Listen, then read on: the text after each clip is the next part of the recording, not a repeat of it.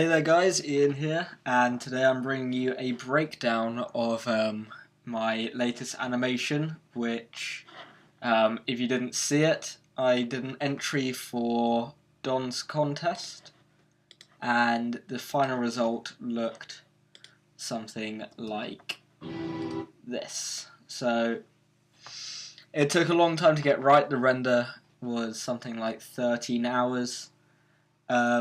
But I think it was worth it. It would have taken a lot longer had I not gone in and kind of reset the render several times. Initially it was going to look like 3 days, but I had to sacrifice some quality for the render time. But as you saw, like the camera kind of goes in, it spins around, the sphere explodes, then these cables kind of come out, forming a pyramid, and then the pyramid kind of appears on top and it kind of bounces into place a bit. And I asked for 150 likes and I've shown a breakdown and I got it, so here it is. So the first thing I did was in Cinema 4D. This is the project file. To be honest, there's nothing particularly complicated in here. It just kind of all put together kind of creates this kind of semi-complex animation, so to speak. So if I just play it through almost, you can see these doors open here, and then it kind of zooms in, and the camera kind of spins around, it comes out, all explodes, and then the wires all come out into place, and the logo appears, and then it ends with it closing. Everything kind of took some time to make, really. If I get out of the scene here, you can see really it's not very complicated. All we have is this kind of object here, and we also have some environment fog which kind of gives it this look, whereas normally it is like this. My original plan was to have like several of these in a row and it would kind of appear from outside and go in, but from the initial kind of test render, it never looked very good, so I kind of scrapped that idea. But it's all kind of, the initial shape isn't made up of anything too complicated. It's mainly just ball objects, so kind of cutting out. So we had these two cylinders which are used to create the holes in the roof, and then if we go through here,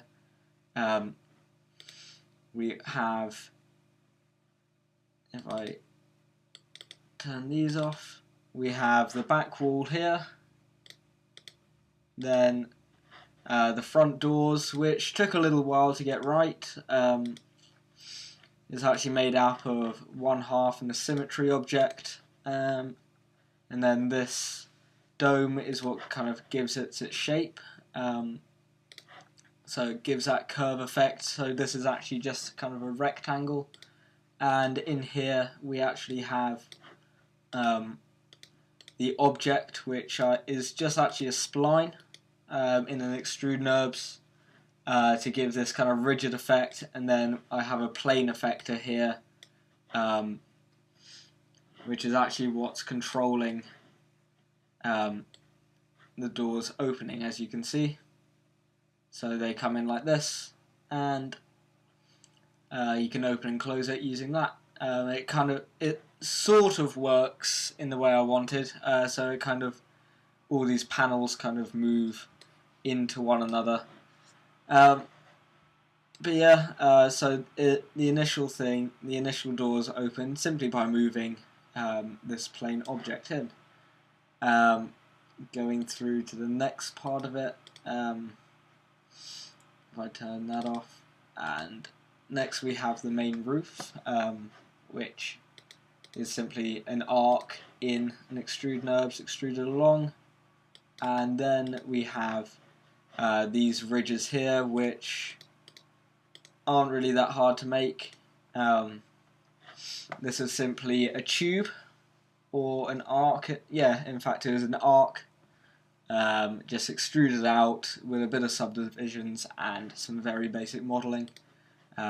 Nothing complicated in there either.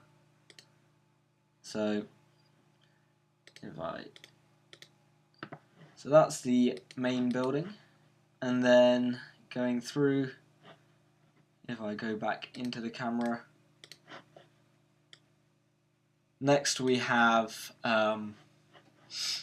the cube, which is two cube objects, one inside another, creating this kind of fake depth, both of which have a simple transparency material on, so just a white material, then 100% transparency with a tiny bit of refraction, and I didn't change the specular at all, and that just gives it, the specular gives it some kind of fake reflection almost, but mainly it gives a nice glass box look. The inside cube also has a collider tag on it, which was used later on, and I know this bit took me a while to get right,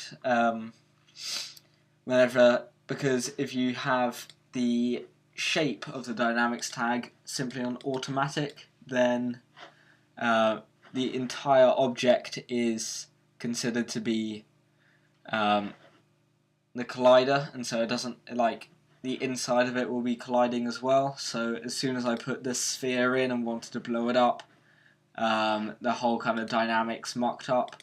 So if you just change the shape to moving mesh, it actually, you can put dynamics objects inside one another, and when it explodes, which it does here, it bounces off the cube.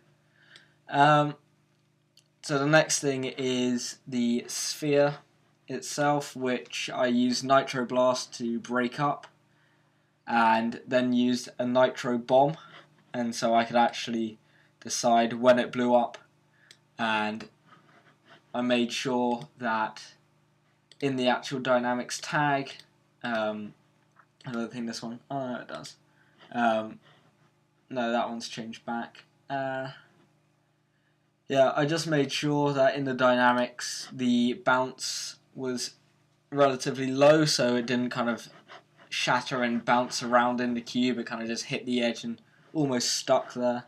And for that I also put the friction up a bit, and I baked the animation just so it's possible to play it back and forth, but before I baked it, this was set a lot lower as well, just so it didn't, as I said, bounce around too much. As for, I believe that's it for the sphere. I changed the dynamics of the actual scene down as well. The time scale is on 20%, and the gravity is a lot lower as well, just so these kind of floated around a bit, almost as if the gravity inside this cube was different to how we know it in real life. Then the next thing is, after these are all settled, we have our particles emitting. So this was some basic sort of espresso. Basically you have an emitter object, which is this object here. For some reason I now can't see anything. There we go. This very basic emitter, which in fact I'll drag this into a new scene. So what we have is a emitter, which is here, and as I've got to change this to 4. There we go. As you can see here, as you play through, we have all these crazy shapes appearing in the shape of a pyramid, and that's because in the espresso we have a surface position which puts all the particles onto this emitter and then kind of throws them around using P-storm, and using the pyramid object, which is this one here, as a deflector, so every time it hits off it bounces back and changes to a new particle group, and bounces back again, and so you get this completely random mess of objects which, when thrown inside of a tracer object, and we go back and I'll turn sweep nubs off, you see we get all these lines appearing in this kind of crazy pattern, and that kind of created the path. As you can see, kind of created this mess of wires, which then I simply put a visible pyramid on top, which I had subdivided somewhat, and put a poly FX on top of it. In fact, I'll drag all this into a new scene as well.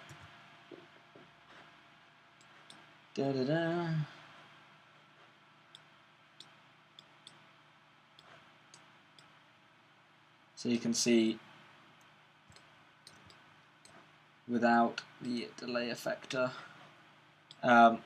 we have the poly effects, FX on even, and then just a plane effector which changes the rotation a bit, as well as the scale from -1 to 1. And as you drag it up, it kind of reveals itself like this. And then with the delay effector on, this makes it kind of bounce into place. And then I put it into a cloth object, which gives it this kind of fake depth. Well, not fake depth. It actually gives it depth, so it's not just a flat polygon, and it just makes it look a bit better. And yeah, it looks really nice. The effect came out really well. I had to play about with it a little bit, but I was happy with that. And then the camera simply moves out. So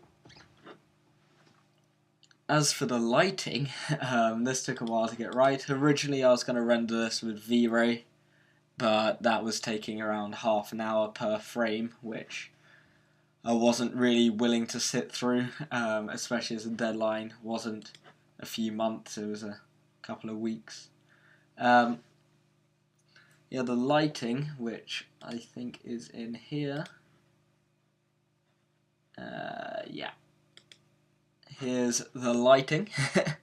It's not as bad as it looks.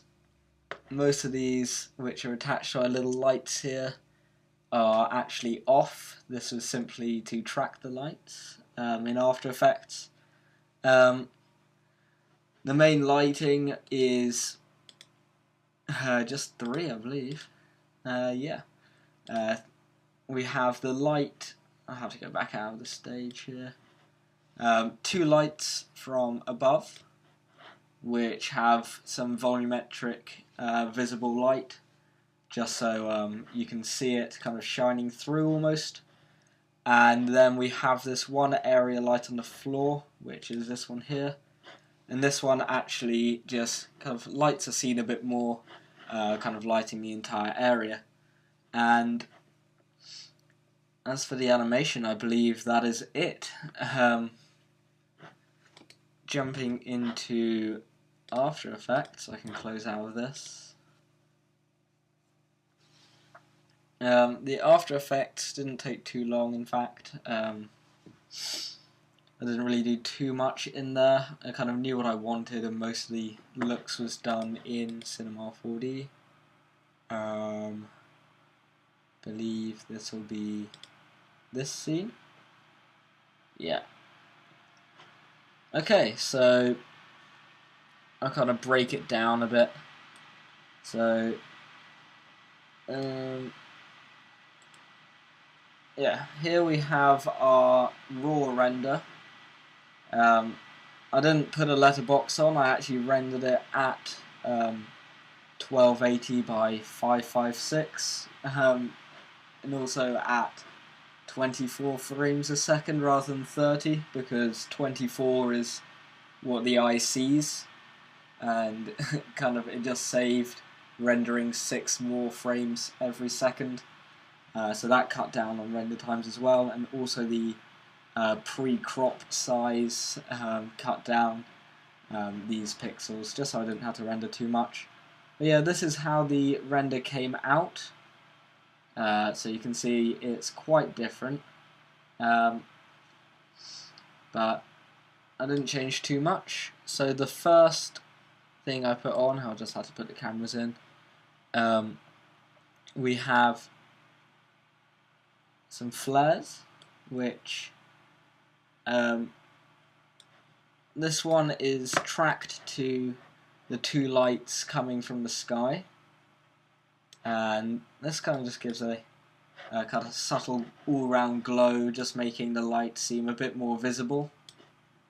And then we also have our color correction, which kind of changed quite a bit. This is simply curves,